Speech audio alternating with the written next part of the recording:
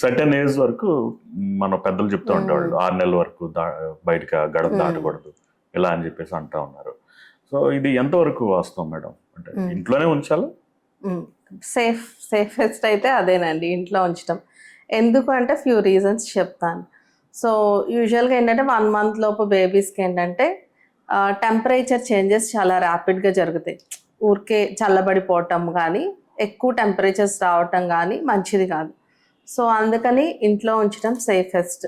ఎప్పుడు మదర్ పక్కన ఉంచమని చెప్తాం.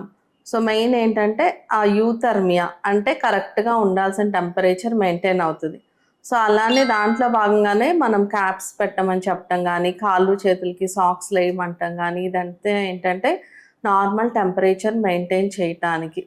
సో మనము మరీ చిన్నపిల్లల్ని ఎక్కువ బయట తిప్పితే, ఎస్పెషల్లీ చలికాలంలో కానీ బాగా సమ్మర్స్లో కానీ తిప్పటం వల్ల ఏమైందంటే సో టెంపరేచర్స్ బాగా పెరిగినప్పుడు డీహైడ్రేషన్ రావటం, అది బాగా లో టెంపరేచర్స్ అంటే కోల్డ్ టెంపరేచర్స్ ఉన్నప్పుడు హైపోథర్మియాకి వెళ్ళటము. సో దానివల్ల ఇంకా హార్ట్ రేట్ ఫ్లక్చుయేషన్స్ రావటం ఇవన్నీ ఉంటాయి. So both or not safe అనమాట. సో సేఫెస్ట్ ఏంటి అంటే ఇంట్లో ఉంచటం. సో ఇదొక రీజన్. అంటే ఇంట్లో ఉంచడం వల్ల వాళ్ళకి ఏంటి ఉపయోగాలు అంటానికి. సో ఇది మనం అవాయిడ్ చేసిన వాళ్ళు అవుతాం. రెండోది వైరల్ ఇన్ఫెక్షన్స్. పోస్ట్ కోవిడ్ మనం అబ్జర్వ్ చేసినట్టయితే వైరల్ ఇన్ఫెక్షన్స్ బాగా పెరిగినాయి.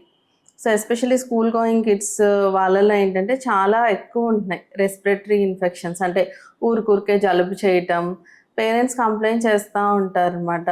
మొన్నే మేడం తగ్గింది, 2 days కారలేదు ముక్కు, మళ్ళీ స్టార్ట్ అయింది ముక్కు కారటం, ఫీవర్ అని. సో ఇన్ఫెక్షన్స్ చాలా ఎక్కువగా ఉన్నాయి. సో వీళ్ళకి ఇమ్యూనిటీ ఎక్కువ ఉండదు పసిపిల్లలకి. సో మనకి ఒక వైరస్ అటాక్ అయింది అనుకోండి, మనకు ఏం సిమ్టమ్స్ ఉండకపోవచ్చు. అదే ఆ బేబీకి వచ్చింది అనుకోండి, చిన్న బేబీకి ఫీవర్, కాఫ్ చేయటము, ఆయాస పట్టము, మోషన్స్ ఇలాంటివి ఉండొచ్చు. సో ఆ రీజన్తో కూడా బయటికి తీసుకెళ్ళొద్దని చెప్తాం అనమాట. ఇంకొకటి కూడా చెప్తాం, ఒక 3 months వరకు ఎక్కువ విజిటర్స్ని అలౌ చేయొద్దు ఇంటికి. ఇంట్లో చూసుకునే వాళ్ళు తప్ప ఎక్కువ మంది బేబీని ఎత్తుకోవద్దు, ఇది కూడా చెప్తాం. ఎక్కువ ఫ్రీక్వెంట్గా హ్యాండ్ వాష్ చేసుకోండి. ఇవన్నీ ఏంటంటే పార్ట్ ఆఫ్ ఇన్ఫెక్షన్ ప్రివెన్షన్ అనమాట. ఓకే. సో ఫ్యామిలీలో మల్టిపుల్ మెంబర్స్ ఉన్నారనుకోండి, అందరూ బిడ్డను ఎత్తుకోవచ్చా, లేదా ఒక వన్ పర్టికులర్ డెడికేటెడ్ పేరెంటింగ్ అన్న? యూజువల్గా ఏంటంటేనండి, ప్రీటర్మ్ బేబీస్ ఉంటారు కదా, అంటే బరువు తక్కువ పుట్టిన పిల్లలు, నెలలు తక్కువగా పుట్టిన పిల్లలు, వీళ్ళకి హోమ్ కేర్ ఇచ్చేటప్పుడు అదే చెప్తాం. కేర్ గివర్ అంటే పిల్లని చూసుకునే వాళ్ళు, మదర్, వీళ్ళిద్దరే ఎక్కువగా ఫ్రీక్వెంట్గా హ్యాండ్ వాష్ చేసుకుని చూసుకోండి. సో మిగతా వాళ్ళు ఎంత తక్కువ వీలైతే అంత తక్కువగా పిల్లల్ని ముట్టుకుంటే మంచిది అని. సో ఇదే నార్మల్ న్యూబార్న్స్ కూడా వర్తిస్తుంది. అంటే అది మనం ఫాలో అవ్వగలిగితే బేబీస్కే మంచిది అలా. సో ఇంట్లో ఎక్కువ మంది ఉన్నప్పుడు ఏంటంటే ఆ బేబీని, మదర్ని ఒక రూమ్లో ఉంచటము, ఆ రూమ్ వెల్ వెంటిలేటెడ్గా ఉండేలా చూడటము, ఎవరు బేబీ దగ్గరికి వెళ్ళినా హ్యాండ్ వాష్ చేసుకుని వెళ్ళటము, అలాగా ఇలాంటి ఫాలో అయితే బెటర్. మనకి ఒక నమ్మకం ఉందండి, అది ఎంతవరకు వాస్తవం అనేది మీరే చెప్పాలి. ఎండాకాలంలో పుట్టిన పిల్లలేమో ఎండలకు బాగా తట్టుకోగలుగుతారు, వర్షాకాలంలో పుట్టిన పిల్లలు జలుబు దగ్గులకి వాటికి దూరంగా ఉంటారు, శీతాకాలంలో పుట్టిన పిల్లలు చలిని బాగా తట్టుకుంటారు. ఏంటి మేడం, నిజమేనా? నేను మీరు చెబుతుంటే ఫస్ట్ టైం వింటున్నానండి. లేదు, అంటే మనము ఎలాంటి క్లైమేట్లో పెరుగుతామో వాటికి ఈజీగా కష్టం అవుతాం, అంతే కదా. సో మనకు అన్ని ఎక్స్ట్రీమ్స్, ఎండ అయినా చల్లైనా, సో మనం అవి తట్టుకోగలిగే, పిల్లలు కూడా అంతే.